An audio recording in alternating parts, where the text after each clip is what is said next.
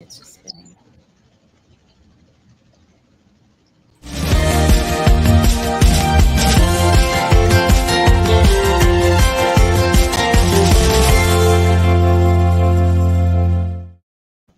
Hello and welcome to another episode of BYOB. Bring your own booze, books, boys. We've got a boy today.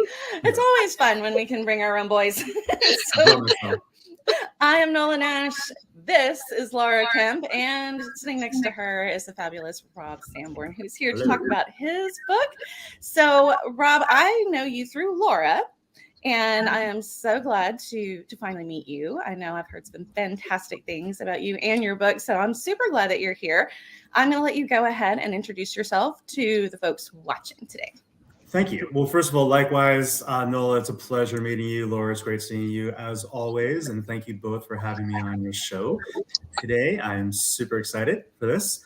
So I am Rob Samborn, author of The Prisoner of Paradise, which is this. Ooh, I have my copy too. Oh, look at that. I know that book. And it's the first of a series published by Touchpoint Press. The series is called The Painted Souls. And so would you like me to tell you about myself, about the book, or both? Both. Okay. Let her rip. All right. So first of all, about myself, I'm originally from New York. I now live in Denver via LA, where I lived for 20 years. And I am an author, also screenwriter, and I have a background in business too, mostly in the tech startup world, where I did that for a pretty long time before finally transitioning to writing. When I say finally, I'm still doing other stuff as well. Got to pay the bills somehow. But, yeah, we all have day jobs, don't we? Yeah, I do like business consulting on the side. And so my book, The Prisoner of Paradise, takes place in Venice, Italy, in the present day and also in the 16th century. And it's about an American couple who travel to Venice on vacation.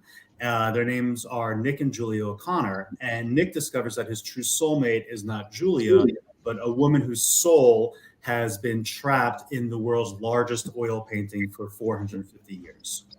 And the painting is real. It's enormous. It's like as big as a house.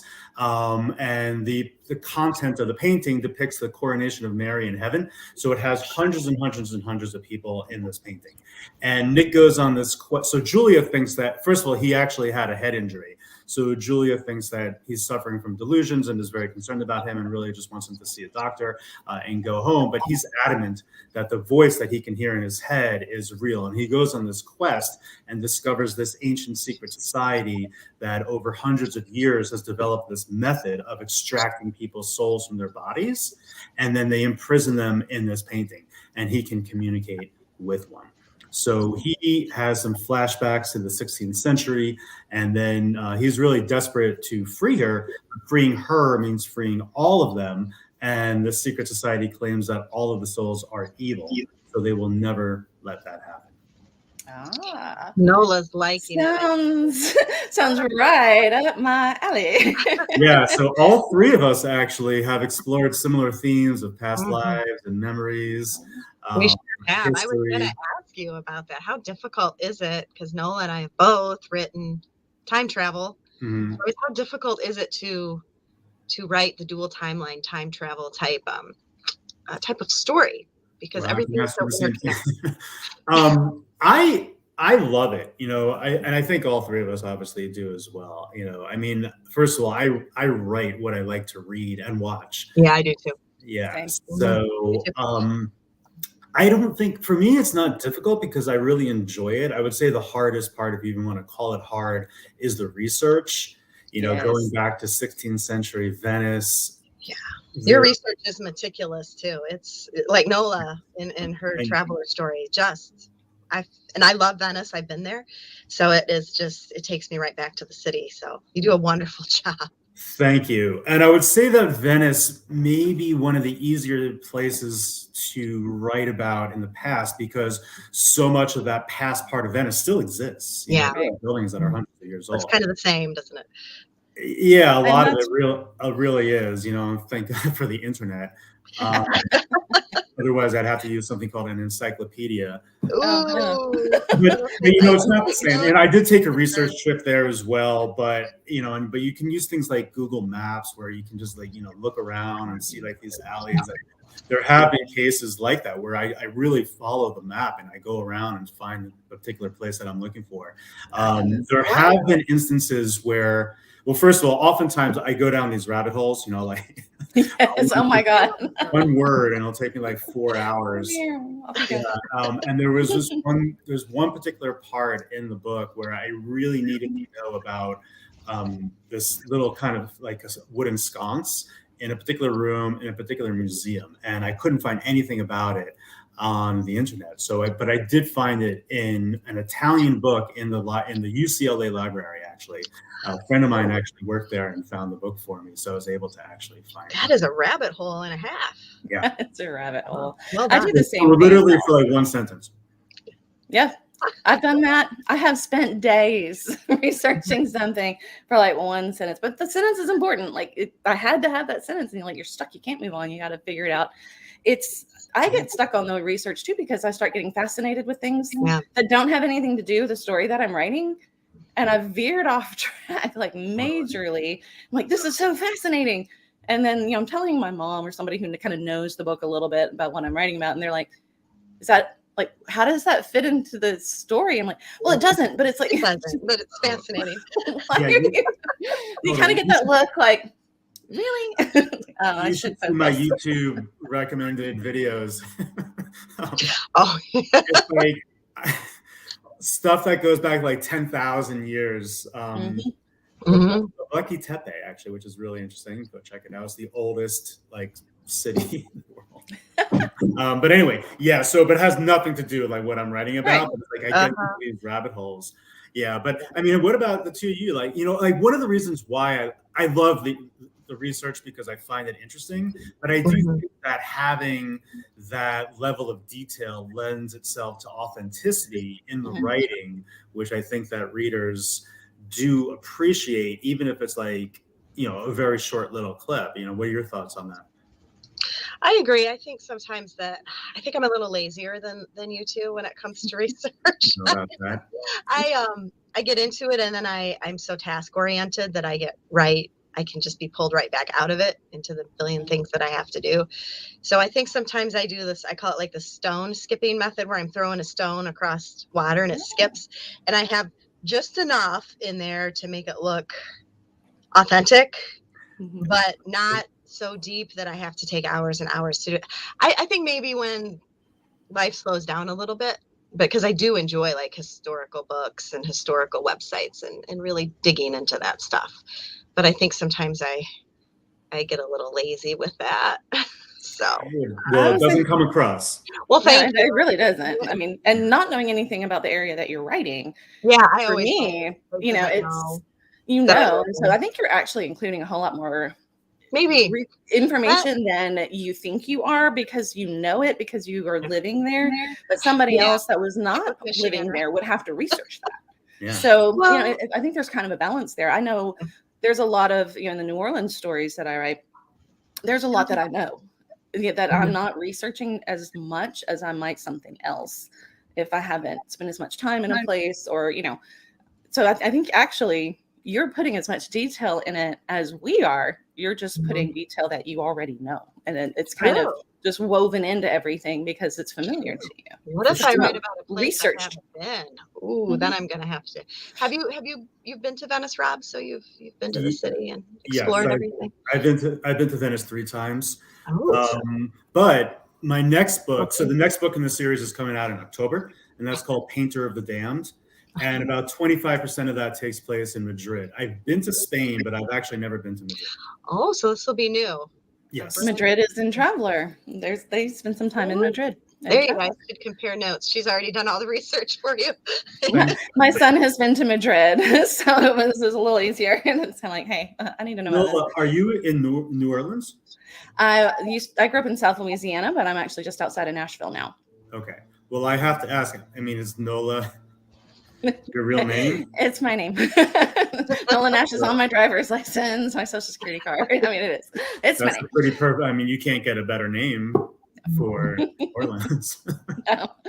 I mean, I grew up in Baton Rouge, so but New Orleans is one of my few favorite places on the planet. And sometimes you have a favorite place for a different reason, and so they're kind of like neck and neck.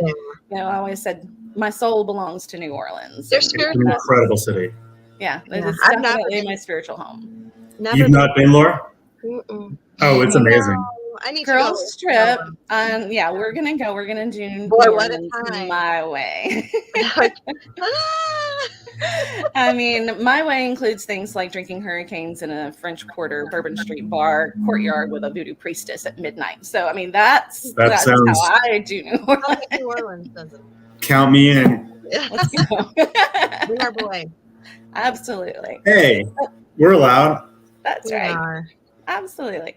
I mean, we have such a difference in all of the different places that we're actually researching, that we're writing about. But I think in many ways we're approaching it the same way, whereas it's more than just a setting. I think all of the places that we write about are so interconnected to the stories that we're telling and the characters that we're telling that that they become a character in the story. And I've always said that about New Orleans in my books. It's as much a character as any of the other characters in the book, because it's so involved in what is going on. It could not happen anywhere else to do the things that it does. The same thing with Traveler. All of the different locations had to be what they had to be in order to move that story forward. And the more you research, I think the more you fall in love with these places, or the more you get fascinated with these places, and they really do almost take on a life of their own. We all need a cut, don't we, of the Chamber of Commerce?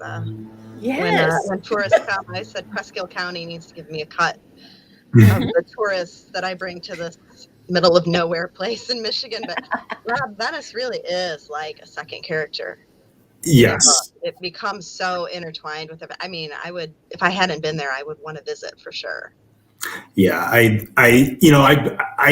kind of did that intentionally. First of all, I think that Venice is one of the most incredible cities on the planet. It is. I know. But I would put New Orleans up there as well. There are maybe they're similar, kind of. They are a little bit. In many ways, yeah. They're both below sea level. They're gonna eventually wash away. And there are these cities that you can get lost in. Yeah. Which I think is amazing. So Venice does that itself. I didn't really have to do too much. However, it was a very conscious effort on my part to make sure that the city was its own character and in its own right, because so much happens in it. But even when they leave Venice in the second book, it still becomes a major part of the story, or remains a major part of the story, and it's kind of tied to Venice. Yeah, and I've run into the same thing with the third book that I'm writing for the Crescent City series. The first two take place, the first one is very much in the French Quarter, and a little bit out in the swamps, but very much in the French Quarter. And so the French Quarter, part of New Orleans, is really its own character. Crescent City Sin, we start to move out into some other areas that are a little different. We're down on the wharfs. We're down on, we go a little bit further up the river to plantation country, just a little bit kind of that spreading out, but always keeping the French Quarter the central focus of what's going on. And then in Seoul, in Crescent City, Seoul, we actually go out to sea. We are in the Caribbean for a while, and we're on ships out there, but the tie to the French Quarter is still there.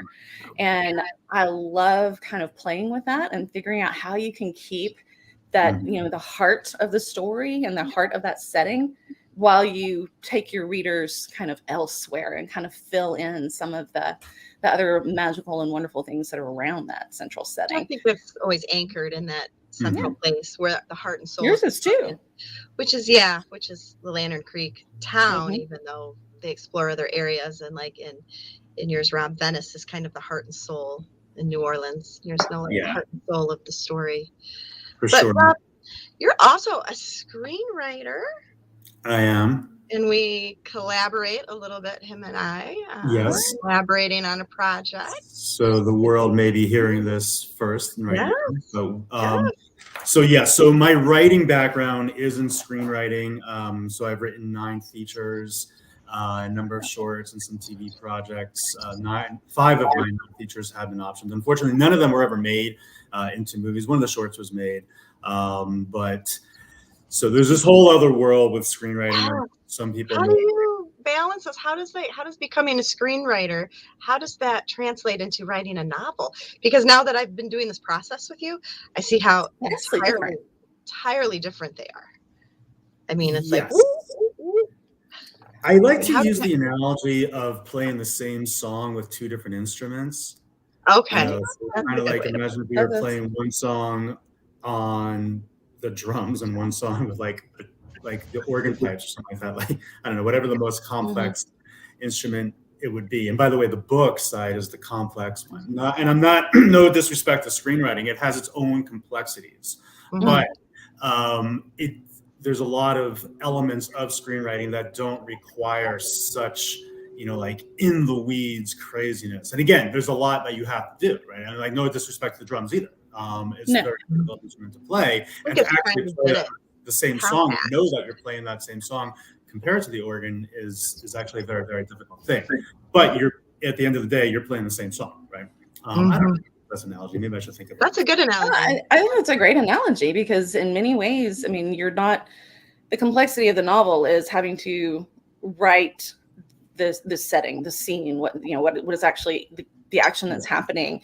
Whereas with the screenplay, I would imagine, there's some vision of that, but you are also leaving quite a bit up to, the director's choices and what they decide to do, what the actors decide to do with that, kind of giving them the framework, which to me as a novelist would be really hard to let go of the control and say, now you're going to do what you want with this part. We're going to have a big chase scene and kind of this is happening, but go for it, director and actor people.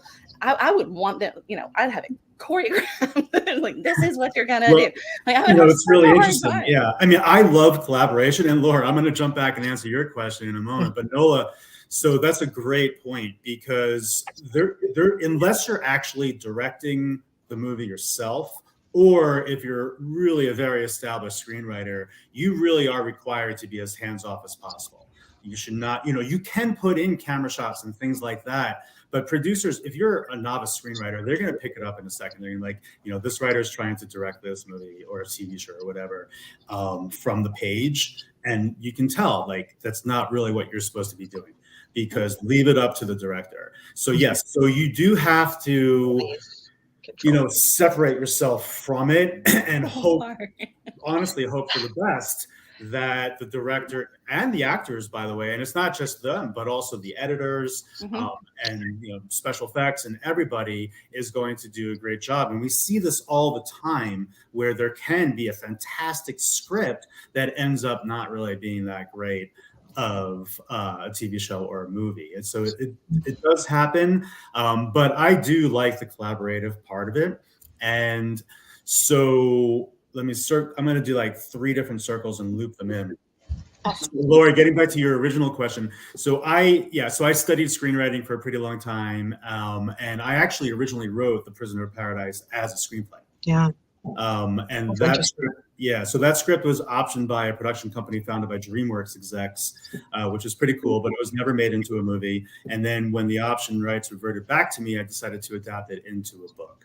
And from there, it just kind of grew organically. And this is one of the major differences between screenwriting and book writing, especially when you have things like internal dialogue, senses, with screenplays, if you can't film it, you should not be putting it into that script. Like smells and things like that. Right. So good. I wonder if I had actually thought about that. That's something that we tend to focus on, make sure your audience is, your reader is fully immersed. They need to know what it's going to smell like. Well, you don't have that. There is no smell-o-vision. So I hadn't thought about that, leaving that sense out. Although they do now have 4K movies. I haven't gone to one, but the new Top Gun is out in 4K. And it's like the chair vibrates and there's like mist in your face and stuff like that. I did not have it when I went to see Maverick. I did not go see it in a 4K theater. Yeah. I mean, technically this was out I think in the 40s or the 50s, they had this type of thing anyway. So yes, so you always hear the old adage, show don't tell, but especially in screenplays, you have to really show it and make sure that it can be shown. But because when I adapted into a book, all these other elements came into it a lot of it came to life a little bit more. And the book grew organically on its own, especially through the characters. And then it became a series. And so, but going back to that whole collaboration angle, so it's been fun collaborating. Yes, and I love it. And Laura and I are collaborating on adapting her first book, Evening in the Yellow Wood, into a script, which I think is going to be awesome. And it kind of works both ways. Whether like things can shift or grow, and I think that it's going to be really, really fantastic. It is. It looks very different from the book, and at first I had to be like, oh, but then the more I got into it, I was like, this is really, I could really see this being on the screen. I think adaptation is a very interesting process going either way. Going from the book to a movie, you have the confines of time. Yeah. Right. So whether it's an hour and a half or 2 hours or whatever, you have to jam everything in. So I think it's really, really important to make sure that it keeps flowing in time. That is, as you know, is a very tricky thing to do. It is. Yeah, it's like taking the Harry Potter books and it's like, here you go, do it in 2 hours. Yeah, but then it's really 2.5 hours and it's part 1, part 2. Right. Several parts, and now we're all the way up here. I mean, I think it's an interesting process too. And you started off with screenwriting and then going to writing novels, and then Laura's experience starting with novels and then going to screenwriting. What an interesting perspective the two of you have as you're working together. Rob has helped, because there's no way that I could have wandered into these waters and looked like I knew what I was doing. And then the industry side of things is totally different. The publishing industry versus the film industry that's even more different. It's remarkable. And that's why we need each other, I think, to help. I mean, I'm by no means an expert, but maybe I've been in the world a little bit longer. He's been in the, film world longer, and we can all just kind of help each other. Definitely. We need to fill in the gaps. Yes, absolutely. Which is great about the writing world, I think. Hopefully everybody's nice to each other. I mean, the writing community is phenomenal. I love the writing community. It's like, especially with books, with screenplays, you're writing it by yourself, but then you are getting involved with other people very quickly. With books, unless you have a writing partner, you're pretty much alone in it. But the writing community is so phenomenal, because it's almost like we're all in our little boats, but in the same ocean, dealing with the same issues, the same sharks and tidal waves, and really working together. And a rising tide lifts all boats. And a rising tide lifts all boats. And I think, honestly, I mean, true, you have different, even in keeping with the ship's analogy, you've got captains of a variety of experience that have, the grizzled old ship captain who's seen, sailed through a hurricane, but they don't necessarily do as well with the newfangled technology that are on today's boats. Give them a sail and a wheel and they're good, but don't give them a sonar thing. They don't know what that is. And so you take the experience of some who've been in it for a long time, combine it with some of the younger people who are doing more with the technology and the social media and things like that. And help each other. When you all work together, I mean, that becomes an amazing voyage. And totally, it's like the rule of the sea. You have to help somebody in distress, or help them learn the ropes, which, by the way, is from a sailing. Absolutely. Absolutely. Now, Rob, you're giving away a signed copy, correct? I am. So so one lucky viewer will win a signed copy of The Prisoner of Paradise. So here's what we need you to do, guys. I want you to, in the comments, wherever you're watching, post your comments about things that we have been talking about, questions that you still have for Rob, questions you have for me or Laura. And we are going to choose our winner from those who comment on the episode. So you can watch it again. You can comment there. Whatever you need to do, go ahead and get those comments in on the show. And that's where we're going to pick our winner from. And trust me, guys, you want this book. This sounds fantastic. I can't wait to get my hands on it, because I have your book all over it. My list, yes. I'm excited to read Traveler. It's totally up my alley. Oh my gosh. We're on the same path here. This is amazing. So, and combining that with the one I just finished writing, House of Mirrors, where I've got souls trapped in mirrors that I'm trying to set free. Ooh. We have really, Wow. we're on, we're 2 tracks for the train here. And it's kind of fun to actually have that seeing it the same general ideas, the same thought process as an author set somewhere completely different in a different time in a different way. And I love that. I love it. For sure. And, we talk about being, cross-genre authors, especially, Laura and I talk about this all the time. And it's always nice to find somebody who's writing something that feels like it's part of what we've been creating, because so often cross-genre authors can feel very isolated because no one knows where to put our book on a bookshelf. But when you start kind of reaching out and finding those like-minded folks who are writing those same types of, that have the passion for the same types of stories that we tell, then, that's a very good thing. So we are so glad to have you on the show. Rob, tell everybody where they can find you on social media to connect with you. Okay. Well, again, first of all, thank you, Nola and Laura, for having me on your show. This has been a blast. I feel like we could have another 3 hours. Oh, sure. Sure, Easy. Yeah, easy. So we'll have to all meet in person, and where we don't BYOB, we'll buy ORB. Yeah. So one day. So social media, I'm on literally everything. Most of my handles are Rob Samborn, but like Instagram is just, Rob Samborn, TikTok, Facebook. My author profile is Rob Samborn _author. My website, robsamborn.com. Also on Twitter, Rob Samborn. And the books are available on Amazon, Barnes & Noble, and everywhere else. If you want to get it from your local bookstore, please call them and ask them to order it, because they can. And that's pretty much about it. Awesome. Thank you so much. And thank you, Laura, for putting me in touch with Rob as well. You're welcome. So doing that author community thing where we connect each other. It's always good to connect authors. It's so fun. I have made the best friends in the authors community. I mean, they're just fabulous. Yeah. And Laura and I are going to finally get to meet in person in August. Yeah. Finally, after 4 years. Where? Killer Nashville. Nashville. She's coming down to stay with me. We're going to go to Killer Nashville, the conference. Awesome. 4-day conference. We should do a BYOB from there live. We should. Yeah. We absolutely. I've never been to Nashville. I hear great things about it. It's a great place, and this one actually takes place in the suburbs. It's 10 minutes from where I live. And it's actually kind of it's close to downtown Franklin, which is near and dear to my heart. And, I love downtown Franklin. It's outside the city limits, so it's a little more laid back, but still very much has that Tennessee flavor. So it's going to be a good time. So Laura and I will definitely keep in touch there. And hey, we need to start pulling some people in for Killer Nashville. So if you got any kind of suspense and mystery thriller kind of thing in your books, then Killer Nashville is the place for these authors to gather. And it's a great conference every year. I'm going to check it out. Absolutely. Absolutely. Well, this wraps up another episode of BYOB. This has been a copywritten broadcast of Authors on the Air Global Radio Network. Thanks for joining us. So, bye. All right. Thank you.